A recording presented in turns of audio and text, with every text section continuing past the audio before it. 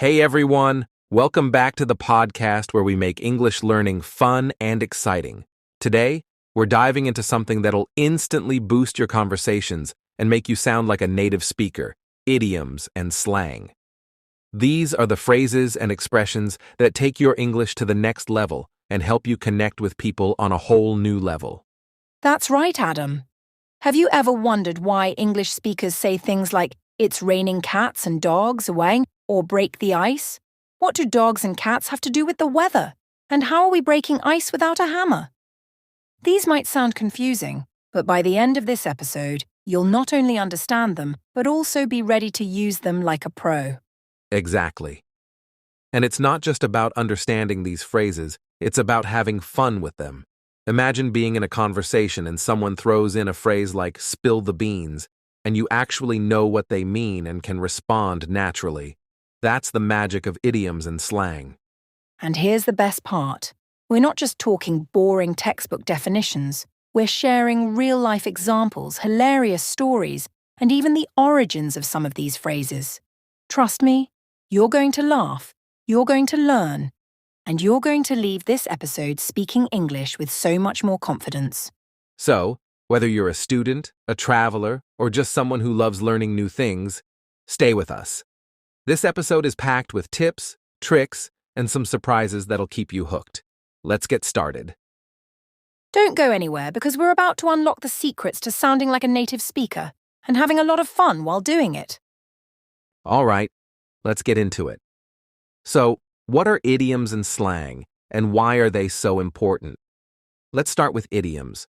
These are expressions or phrases where the meaning isn't obvious just from looking at the individual words. For example, if I say, "The ball is in your court," I'm not talking about an actual ball or a court.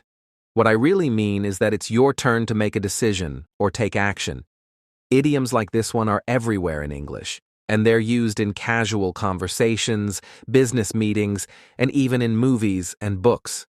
The thing is, they often confuse English learners because they don't follow the normal rules of language. If you try to translate them word for word into your native language, they might make no sense at all. But once you understand their meaning and start using them, your English will sound so much more natural and dynamic. That's such a good point, Adam. And here's what makes idioms even more interesting. They often have really fascinating backstories. A lot of idioms come from historical events, myths, or even everyday life in the past. For example, the idiom "let the cat out of the bag" means to reveal a secret. But do you know where it comes from? Back in the day, people would buy pigs at markets, and sometimes sneaky sellers would put a cat in the bag instead of a pig. If the buyer opened the bag and saw a cat, the secret was out, hence the phrase. Isn't that cool? Learning idioms is like learning little pieces of history, and they're so much fun to use because they add color and personality to your speech. Exactly. Now let's talk about slang, which is a whole different story. Unlike idioms, slang isn't fixed or tied to history. It's always changing and evolving. Slang is informal, casual language that people use to express themselves in a fun or trendy way. Take the word lit, for example. A few years ago, if someone said a party was lit, it meant the party was amazing, exciting, or full of energy. But now, people might say, "That's fire," to mean the same thing. Slang is often used by younger generations or specific groups, and it's one of the fastest changing aspects of language. What's popular today might be outdated next year. That's why it's so important to stay updated if you want to use slang naturally. And the thing about slang is that it can vary a lot depending on where you are. For example, in the US, people might say, "I'm so hyped," to mean they're excited, while in the UK, someone might say, "I'm chuffed to bits," which means the same thing but sounds totally different. Even within one country, slang can change depending on the region. In California, you might hear people say, "Dude, that's gnarly," for something extreme or cool, but in New York, you're more likely to hear, "That's mad dope." Understanding regional slang helps you connect with people on a more personal level. That's so true. And both idioms and slang are essential if you want to sound natural when you speak English. Imagine you're having a conversation and someone says, "I'm feeling under the weather today." If you only know textbook English, you might not understand that they're saying they feel sick or unwell. Or if someone says, "Stop throwing shade," and you have no idea they're accusing you of criticizing them indirectly, you could feel completely lost. Idioms and slang help you understand what people really mean, and they also make your own speech more engaging and expressive. Without them, conversations can sound too formal or robotic, like you're reading from a script. Exactly, Adam. And here's the really exciting part. Learning idioms and slang isn't just about improving your language skills, it's about understanding the culture. Idioms often reveal how people think or what they value. For example, phrases like "time flies" or "a stitch in time saves nine" show how much English speakers value time and efficiency. Slang, on the other hand, gives you a window into what's popular or trendy at a particular moment. It's like a snapshot of culture. So when you learn idioms and slang, you're not just learning English, you're learning how to connect with people on a deeper level. Absolutely. And I think it's important to mention that learning idioms and slang doesn't happen overnight. It's not like memorizing vocabulary or grammar rules. You have to hear them, see them in context, and practice using them. Watch movies, listen to music, or follow social media influencers who use these phrases naturally. And don't be afraid to make mistakes. Using idioms and slang is a skill that gets better with time, just like any other part of learning a language. Right. And one of the best ways to start is by focusing on a few common idioms or slang words and practicing them until they feel natural. That's exactly what we're going to help you with in this episode. We're going to break down some of the most common and useful idioms and slang phrases, explain their meanings, and show you how to use them in real-life situations. So, get ready to add some flavor to your English conversations. All right, let's dive into the good stuff. Idioms you can use in your daily conversations. These are the kinds of phrases that native speakers use all the time without even thinking about it. Let's start with one of my favorites, a piece of cake. Now, this doesn't mean you're actually talking about dessert. When you say something is a piece of cake, it means it's really easy. For example, if someone asks you how difficult your exam was, you could say, "Oh, it was a piece of cake." It's such a simple, fun way to express that something wasn't challenging at all. Yes, and idioms like that make your conversations sound more relaxed and natural. Another great one is break the ice. Now, we're not talking about actually breaking frozen water here. This idiom means to start a conversation or create a more comfortable atmosphere when you're meeting new people. For example, let's say you're at a party and no one's talking. You could tell a joke or introduce yourself to someone to break the ice. It's a great phrase to use when you're talking about making people feel more at ease. Exactly. And how about this one? Hit the nail on the head. It's one of those idioms that's so useful in everyday life. It means you've said or done something that is exactly right. For example, if your friend is trying to figure out why their project isn't working and you suggest a reason that solves the problem, they might say, "Wow, you really hit the nail on the head." It's a great way to describe when someone gets something perfectly right. That's a good one, Adam. Let's add another common one. Spill the beans. Now, this one is fun because it sounds dramatic, but it just means to reveal a secret. For instance, if someone accidentally tells you what's in a surprise gift or shares a secret party plan, you could say, "Oh no, you spilled the beans." It's a playful way to talk about secrets getting out. And you'll hear this one a lot in casual conversations. I love that idiom. And here's another classic, under the weather. This one is super common and really easy to use. When you say you're under the weather, it means you're feeling sick or not at your best. Imagine your coworker asks, "Why didn't you come to work yesterday?" You could reply, "I was feeling under the weather, so I stayed home to rest." It's polite, simple, and sounds very natural in daily conversations. Great choice, Adam. Let's throw in another one that's very practical. Cost an arm and a leg. This idiom means something is extremely expensive. If you're talking about a vacation, a gadget, or even a fancy meal, and it's really pricey, you could say, "That cost me an arm and a leg." For example, I wanted to buy the latest phone, but it costs an arm and a leg, so I'm saving up for it. It's such a relatable phrase because, let's be honest, we've all had moments like that. Absolutely. And one more that's great for daily use is burning the midnight oil. This idiom means staying up late to work or study. For example, if you have a big deadline or exam coming up, you might say, "I've been burning the midnight oil all week to finish my project." It's a great way to describe those late-night hustle sessions we've all had at some point. Speaking of working late, here's another one that's super useful. The ball is in your court. This means it's your turn to take action or make a decision. For example, if you're collaborating on a project and you've finished your part, you could tell your teammate, "Now the ball is in your court." It's such a clear and polite way to let someone know it's their move.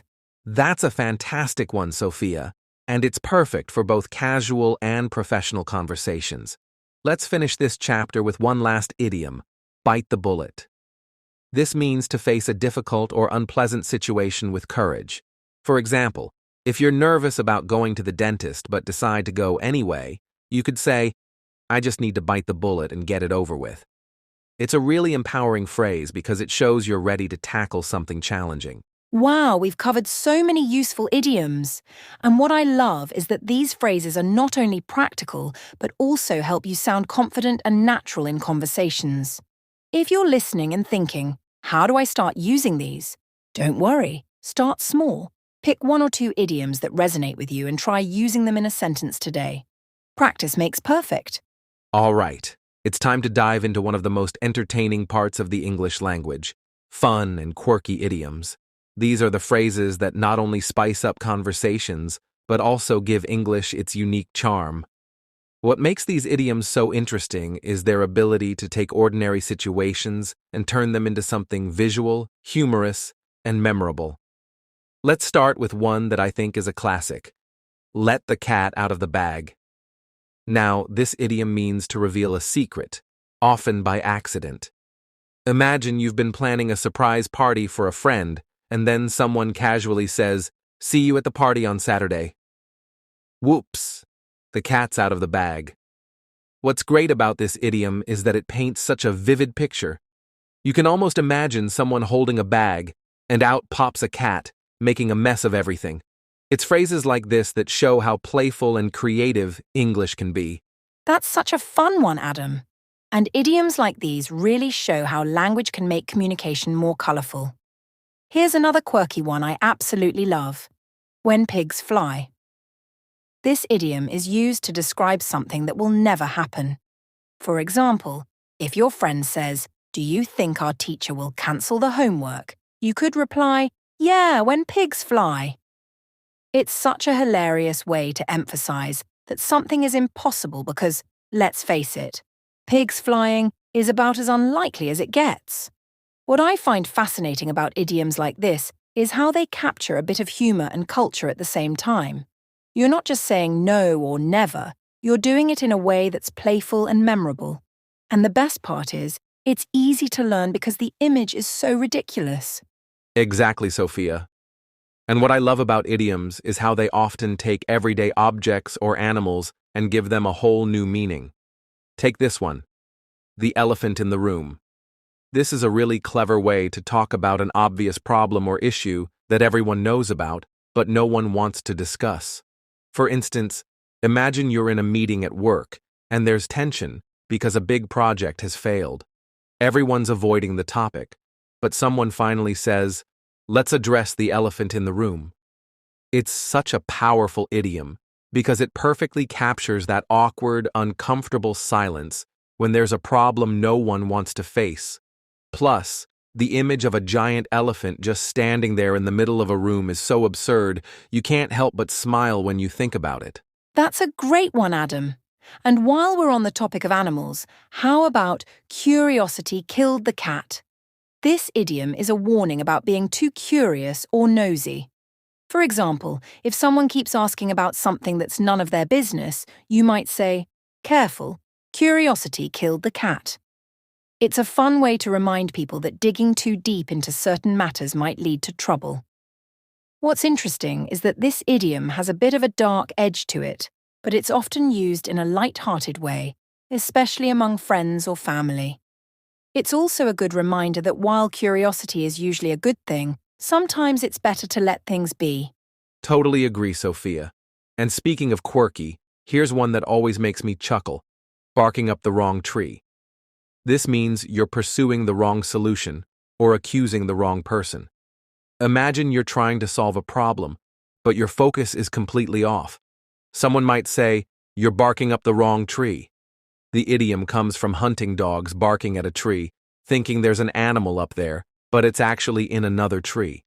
It's such a funny image and a useful phrase because we all have moments where we go after the wrong idea or blame the wrong person. It's a polite yet effective way to redirect someone. That's such a good one, Adam. And here's another quirky idiom I love: cost an arm and a leg. It's used to describe something that's really expensive. For example, if you're talking about a designer handbag, you might say, "It's beautiful, but it costs an arm and a leg." The image here is so exaggerated. You're not literally giving up your limbs, but it emphasizes just how pricey something is. I think idioms like this are so effective because they make abstract concepts, like the high cost of something, much more vivid and relatable. Definitely, Sophia. And while we're talking about relatable idioms, here's one I hear a lot in casual conversations: burning the midnight oil. This means staying up late to work or study, often because you're racing against a deadline.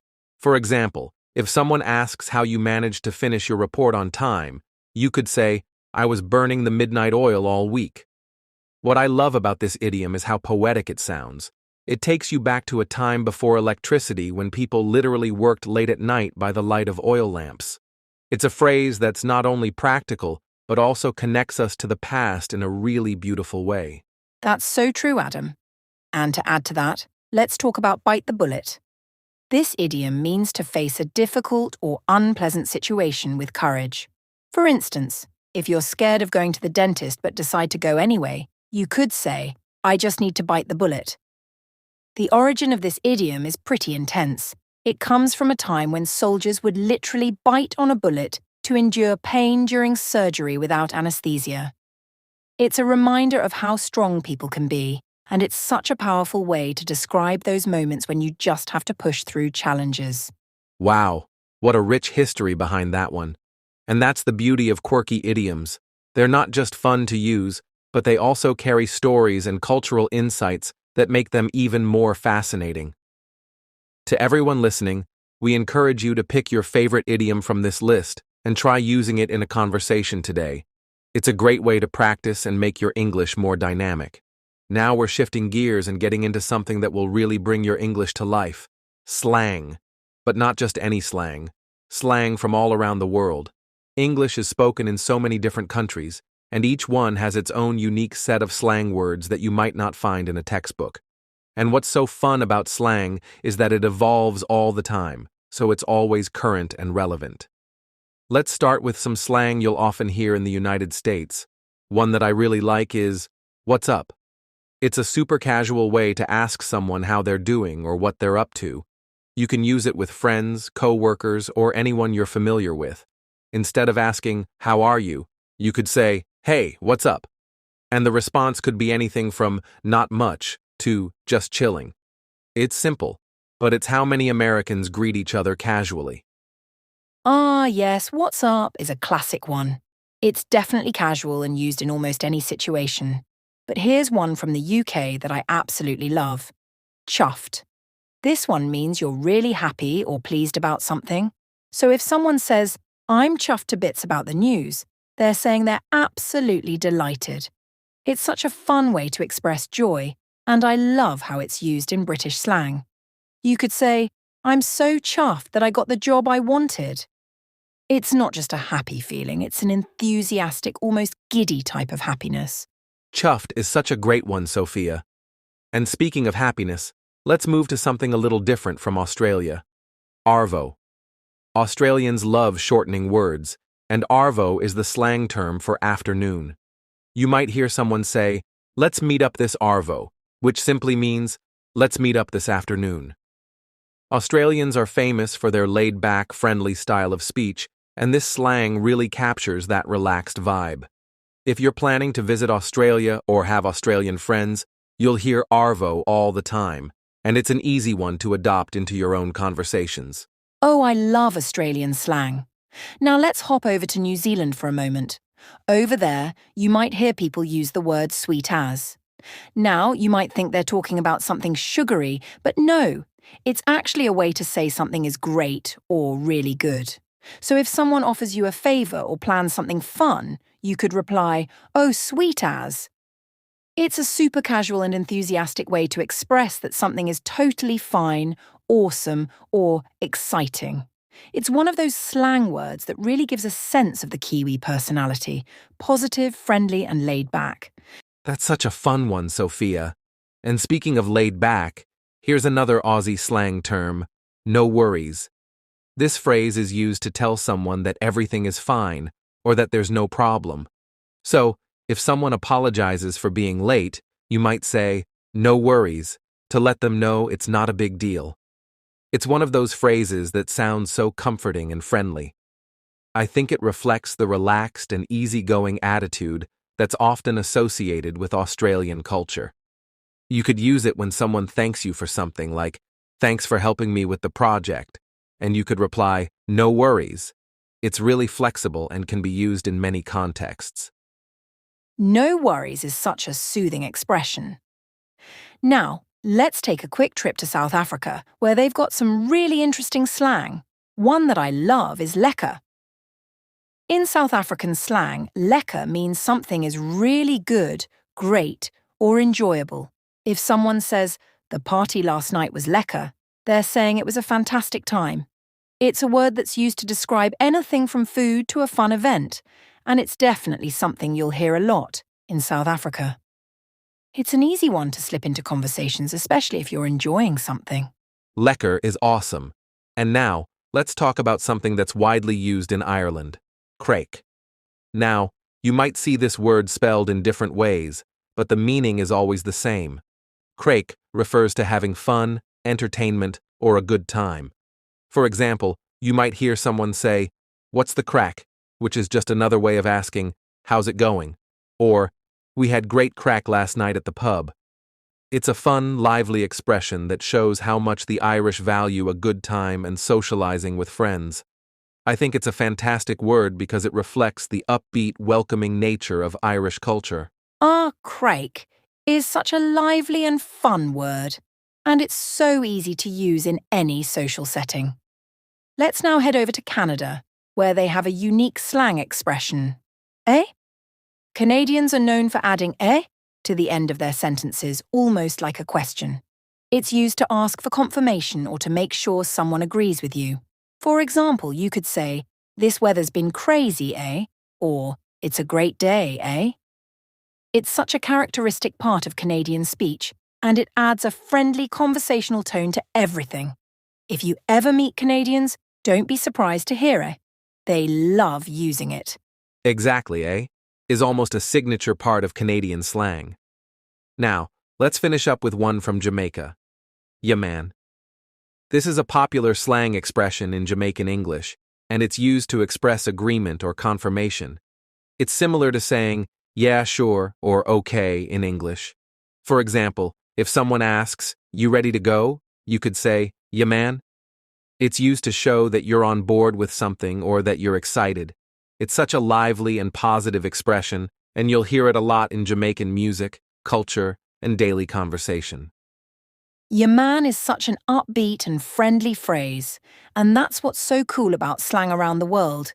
It shows how unique and diverse cultures are while also bringing people closer together through language. These slang terms are perfect for adding some personality to your conversations and making them sound more authentic. We encourage you to pick a slang term from this chapter and start using it in your next conversation. And remember, the best way to learn slang is by listening to native speakers, watch movies, listen to music, or chat with people from different parts of the world. That's fantastic advice, Sophia. Slang really is one of the best ways to make your English feel fresh, natural, and fun. And who knows, by the end of this podcast, you might be speaking like a native in no time. Stay tuned, because we have even more exciting language tips coming your way in the next chapter. All right, let's switch things up and talk about how idioms can really come in handy in professional and academic settings. Idioms aren't just for casual conversations. They can be a powerful way to express yourself and sound more natural in work and school environments. Plus, they can help you navigate tricky situations or make your point in a more interesting way. So, let's start with something you might hear a lot at work. Get down to business.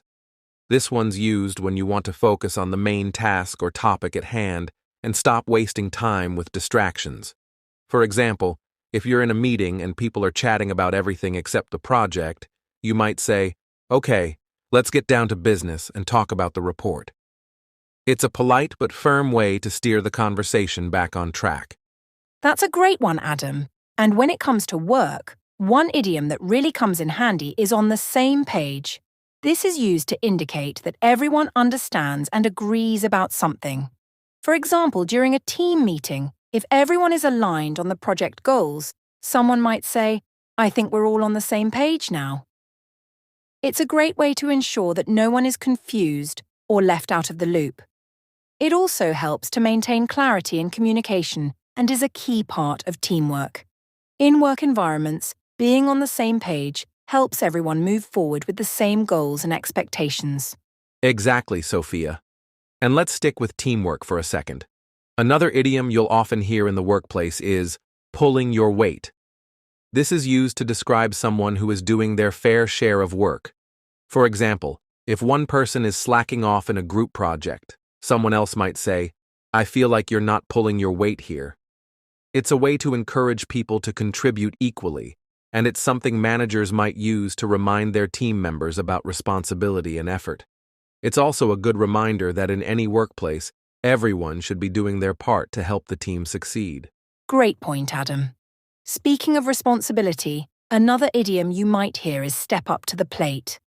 This comes from baseball, where a player steps up to bat when it's their turn. In the work context, it means to take responsibility and take action when needed. For example, if a project is falling behind and someone says, "It's time for you to step up to the plate and finish this," they're encouraging you to take charge and do your part. It's often used to challenge someone to take action, especially in difficult or high-pressure situations.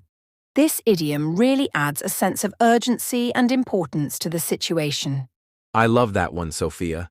And when things don't go as planned at work, we've all heard someone say, "back to square one." This idiom refers to having to start over from the beginning because something didn't work out the way it was supposed to. For instance, after a failed presentation or a project that didn't go as planned, you might hear, "Well, I guess it's back to square one." It's not a fun place to be, but it's something that happens in every workplace. And the cool thing is, it teaches resilience. It reminds you that setbacks are part of the process, and you'll get it right the next time around. Back to square one is such a relatable idiom. It captures those moments where you feel like you've lost all your progress, but really, it's just part of the learning journey. Now, let's move on to something that's also super important in work and school: deadlines. If you're working on a project and the deadline is coming up fast, you might hear someone say, "in the home stretch." This means you're almost finished or near the end of something. For example, if you're completing a report and you only have a few pages left to write, someone might say, "We're in the home stretch now." It's a great way to keep the momentum going when you're almost at the finish line. Yes, the home stretch is such a motivating phrase. It's that final push before you finish something important. Now let's talk about school and studying. Students, take note of this one. Hit the books. This is a very common idiom used to describe the act of studying hard. For example, "I have an exam next week, so I need to hit the books this weekend." It's a great way to emphasize the effort and dedication needed to prepare for exams or projects. It's a straightforward idiom, but one that you'll definitely use during your academic life. Definitely. And speaking of school, if you're feeling stressed about an exam or a big assignment, You might say you're burning the midnight oil. This one means staying up late to work, often because you're trying to finish something important or last minute. For example, I was burning the midnight oil last night trying to finish my research paper. It's a great idiom to show how much time and energy you're putting into a task, especially when you're pushing through exhaustion to get it done. It's also a good way to show your dedication, even if it means sacrificing sleep. Oh, that's a classic, Sophia. Burning the midnight oil is something every student can relate to. Now, let's wrap up this chapter with an idiom that's useful in both work and school. Learn the ropes. This means to learn the basics or fundamental skills of a new job, subject, or task. For example, if you're starting a new job, your boss might say, "Don't worry, you'll learn the ropes soon enough." Or, if you're learning a new subject in school, a teacher might say, "You need to learn the ropes before you can dive into the more advanced topics." It's a great way to say that everyone has to start somewhere and that mastery takes time. Learn the ropes is a perfect way to wrap up this chapter. It's a reminder that everyone starts from the beginning and needs time to adjust to new challenges. Whether you're at work, school, or learning something new, using idioms like these can help you sound more natural and relatable. And if you can use them correctly, you'll definitely impress your teachers, colleagues, or classmates. The key is to practice them and use them in context so they become second nature. All right, let's dive into something that's super relevant to almost everyone today: social media. Whether you're posting on Instagram, tweeting on X, or chatting on WhatsApp, social media has its own special language. I mean, it's like a whole different world of slang and abbreviations, right? These expressions can make you sound cool, trendy, and most importantly, connected with the digital world. So let's start with some of the most common abbreviations you'll see online. First up, you've probably seen DM a lot. DM stands for direct message. It's used when you want to send a private message to someone on social media platforms. For example, you might hear, "Slide into my DM if you want to chat." It's casual, but definitely part of the social media vocabulary now. Yes, DM is everywhere. It's a quick way to refer to a private message, and if you're using social media, you definitely need to know it. But here's another popular one that's been around for a while: BRB. It stands for Be Right Back. You'll see it in quick chats or group messages when someone needs to step away for a moment, but wants to let the others know they'll be back shortly. For instance, "I'll BRB, need to grab something to eat." It's an easy way to let people know you'll be right back without leaving them hanging. BRB is definitely a staple in the world of texting. And when we're talking about social media, there's also LOL. I'm sure you've all seen it. LOL stands for laugh out loud, and it's used to express that something is funny or amusing. For example, if someone shares a hilarious meme or a funny video, you might reply with, "LOL, that's so funny." It's an abbreviation that's been around for years, but it's still one of the most widely used ways to react to something funny online. LOL is iconic, and speaking of reactions, there's another popular abbreviation you'll come across a lot: SMH, which stands for shaking my head. This one is used to express disbelief, disappointment, or frustration. So, if you see something that's completely ridiculous or shocking, you might type SMH to show you can't believe it. For example, if someone makes a silly mistake, you might comment, "SMH, how did they mess that up?" It's a way to express your reaction when you just don't know what to say. SMH is perfect for those moments when you just can't believe what you're seeing. And then we have FOMO. Now this one's really interesting because it's become part of everyday speech. FOMO stands for fear of missing out. It's that feeling you get when you see your friends hanging out or having fun without you. If someone posts a picture at a party that you didn't attend, you might say, "Ugh, I've got major FOMO right now."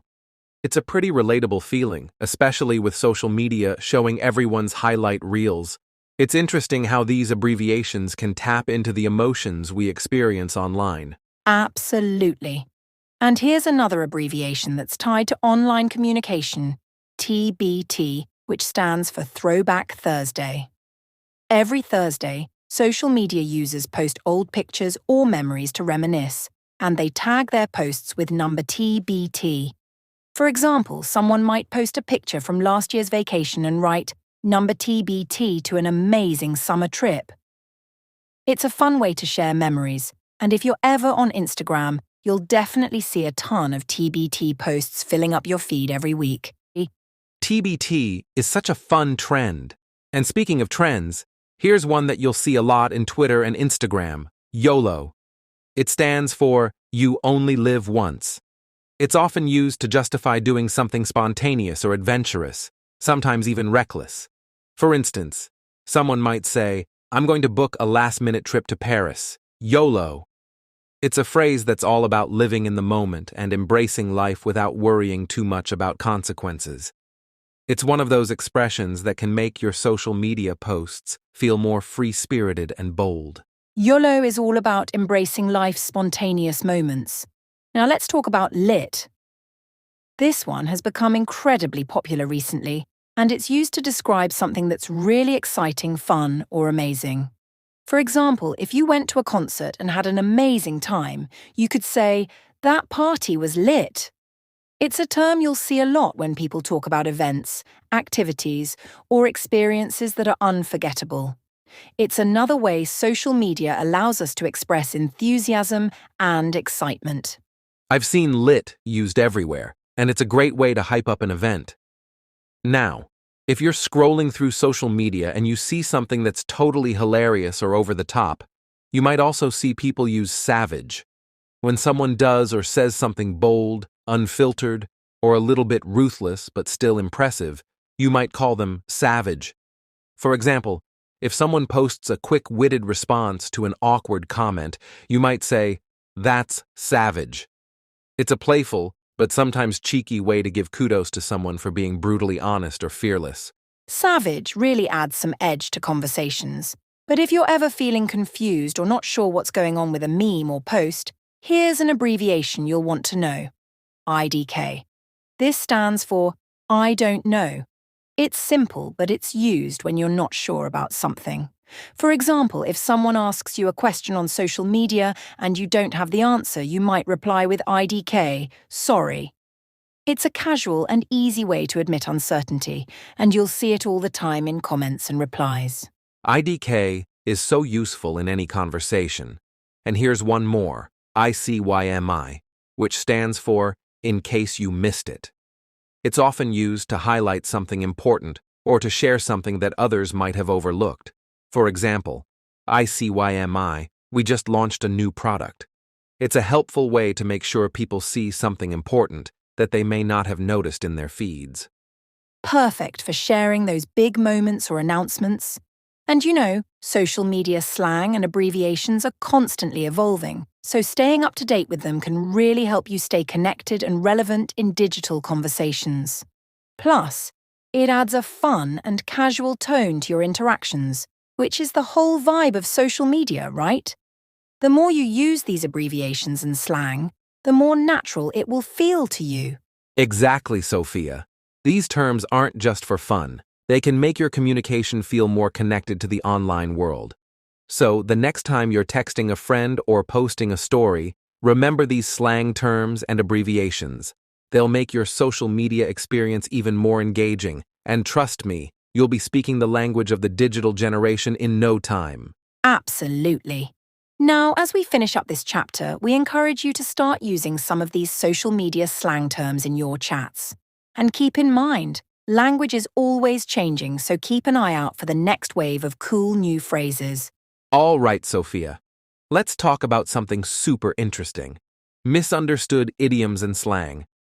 This is a fun chapter because, let's face it, even native English speakers can get some idioms and slang wrong sometimes.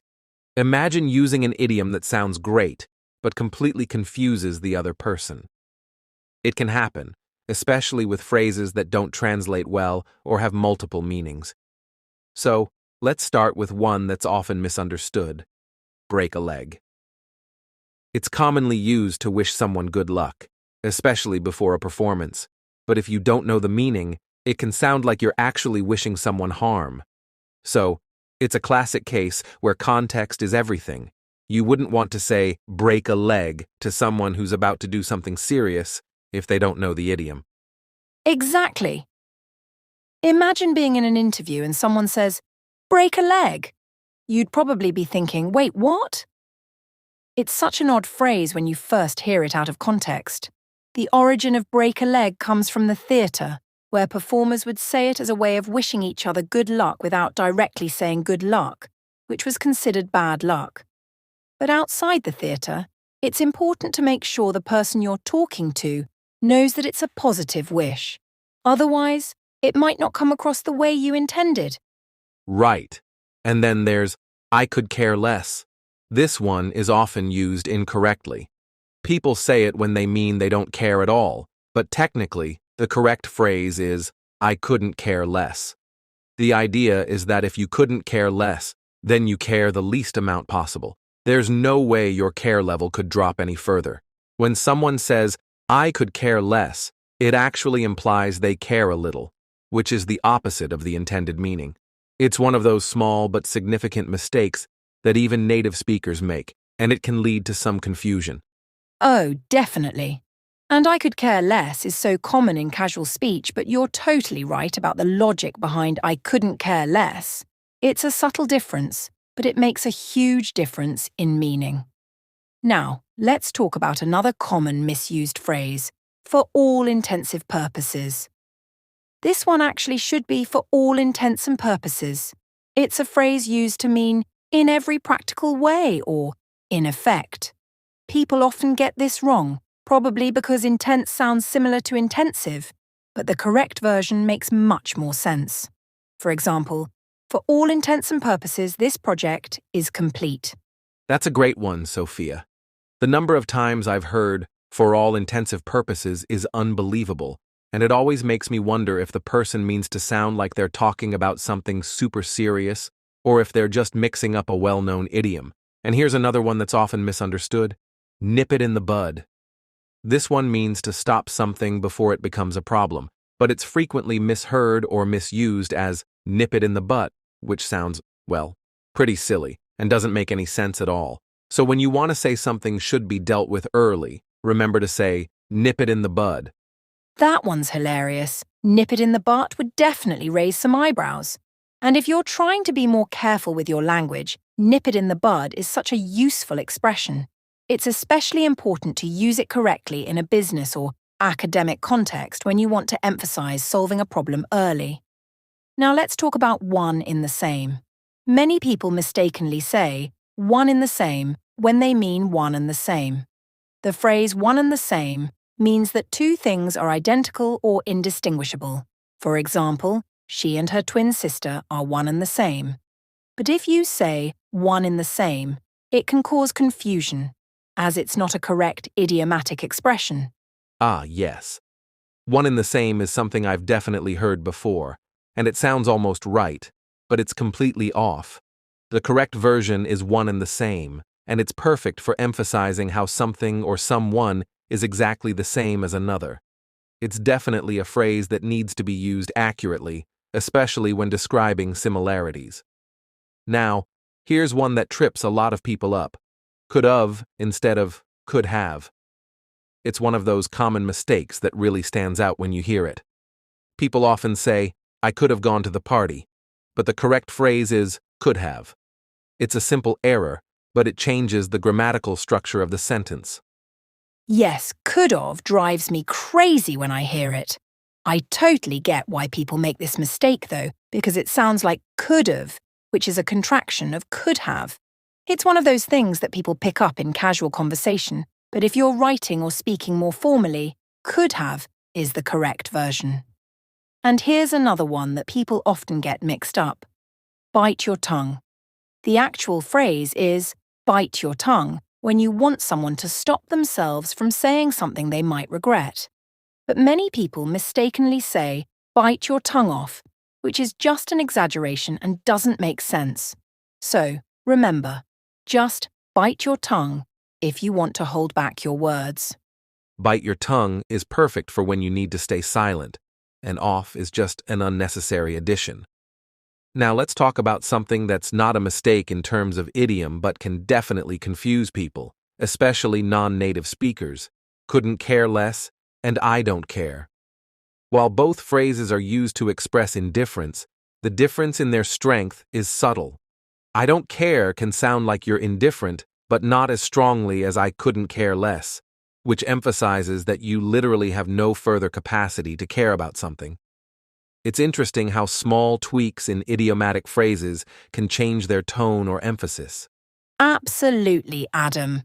And while these misunderstandings may seem small, they can definitely affect how clearly we communicate. Using idioms correctly, especially in the right context, is key to sounding natural and fluent in English. Even when you make these mistakes, though, don't worry too much. Everyone does it, and it's part of the learning process. The important thing is to keep practicing, ask for clarification when you're unsure, and keep having fun with language. Exactly. And remember, idioms and slang can vary based on the region, context, and even individual interpretation. As long as you keep listening, learning, and refining your understanding, you'll get it down. All right, let's wrap up this chapter. We hope that now, when you hear some of these misunderstood idioms and slang, you'll have a better idea of how to use them correctly. And of course, stay tuned for more useful tips in the next chapter. All right, we've made it to an exciting part of the podcast, learning how to effectively use idioms in your conversations. So far, we've introduced you to a ton of idioms and slang that are used in daily life, but here's the thing. It's not just about knowing these phrases, it's about using them naturally and confidently. The challenge for many language learners is not just memorizing idioms, but actually understanding how to incorporate them into conversations without sounding forced or awkward. So, let's talk about the best ways to do that. First things first, exposure is key. The more you hear and see idioms being used in different contexts, the more familiar they'll become. Exactly. It's all about context. The more you expose yourself to natural conversations where idioms are used, whether that's through podcasts, TV shows, movies, or books, the better you'll get at understanding when and how to use them yourself. When you hear a new idiom, don't just memorize it in isolation. Instead, pay attention to how it's used in the conversation. Is it being used casually between friends, or is it part of a more formal discussion? Understanding the context will help you determine when it's appropriate to use that idiom in your own speech. Spot on, Sophia. And let's not forget about repetition. This is super important. You might come across an idiom that sounds cool, but if you don't use it regularly, you might forget it or struggle to use it in the right moment. So, my advice? Try to use the idioms you've learned in your daily conversations.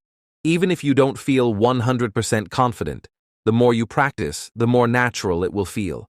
For example, after hearing "break the ice" a few times, you might want to try saying it in a social setting like, "I always try to break the ice with a joke at the beginning of a meeting." The more you use it, the easier it becomes. That's such a great point. I think a lot of language learners get intimidated by idioms because they feel like they have to sound perfect. But the truth is, the more you use them, the better you'll get at using them correctly and naturally. You don't have to be perfect right away. Just try to incorporate them into your regular conversations. If you're speaking with native speakers, they'll appreciate that you're trying, and they might even help you fine-tune your usage. Plus, the more you use idioms, the more they'll become part of your natural speaking style. Absolutely. And here's a tip that's super useful. Don't be afraid to ask for clarification if you don't understand an idiom someone else is using. Native speakers love explaining their language, and you can learn a lot from these small exchanges. For example, if someone says, "That meeting was a real roller coaster," and you're not sure what they mean, you could ask, "What do you mean by a roller coaster?" It's a great way to get more examples and context for how idioms are used in conversation. Right. Asking questions shows that you're engaged and curious, and it helps you learn more about the nuances of the language. It also shows you're invested in getting it right, which always goes a long way. But here's another tip. Writing can be incredibly helpful in learning idioms. Writing short stories, diary entries, or even social media posts using idioms is a great way to reinforce them. For example, you could write a short post about your day and use an idiom like, "It was such a piece of cake getting my tasks done today." By writing in this way, you can practice new idioms in context and strengthen your recall. Love that. Writing gives you the time to think through how to use idioms correctly. And it's also a great way to keep track of new idioms that you learn. Create a little idiom journal or note in your phone where you write down new idioms you come across, along with examples of how they're used. This not only helps you remember them, but it also gives you a quick reference when you're not sure whether to use an idiom in a conversation. Yes. And as you learn more idioms, it's important to also be mindful of regional differences. As we've mentioned before, some idioms are specific to certain regions or countries. For example, in the US, you might hear people say, "shoot the breeze" to mean casual chatting, but in the UK, they might say "have a natter." Knowing these regional differences will help you avoid confusion and make your idiom usage even more accurate. Exactly. And here's a fun one. Don't hesitate to make up your own idioms. Okay, maybe don't create completely random phrases, but think about combining existing idioms in a creative way to express yourself more uniquely. Like, if you want to talk about something that's easy but enjoyable, you could say, "That was a piece of cake and a walk in the park." By blending familiar idioms, you're not just memorizing them, you're also getting more comfortable with them and being playful with the language. That's such a fun tip. Language is flexible, and the more comfortable you are with idioms, the more you can have fun with them. It's all about making the language your own. Also, keep in mind that idioms aren't the only way to express yourself. While they add flair to your speech, don't be discouraged if you don't know every single one. Focus on mastering a few that fit your personality and style, and over time, you'll naturally pick up more. Exactly. You don't have to know all the idioms out there. Just start with a few and let them grow into your regular vocabulary. And as you practice, you'll develop that natural flow of using idioms in the right place and time. Another way to learn effectively is to learn idioms around a specific theme. For example, you might focus on idioms related to emotions, work, or even food. This way, you can practice them in specific contexts, making it easier to use them appropriately in conversations. That's a great approach. Focusing on themes gives you a clear direction and helps you remember idioms better. And as a final tip, don't forget to have fun with idioms. Language is all about expressing yourself, and idioms are a fun way to add colour to your speech. Whether you're talking to friends, co-workers, or even strangers, using idioms makes your communication more lively and memorable. Absolutely. So, remember to expose yourself to new idioms, use them regularly, ask questions, write them down, and have fun with it. Learning idioms is a process, but with consistency and practice, you'll be using them like a pro in no time. And with that, we've reached the end of this chapter on how to learn and use idioms effectively. Keep practicing, and don't be afraid to experiment with new phrases. You've got this. Thank you.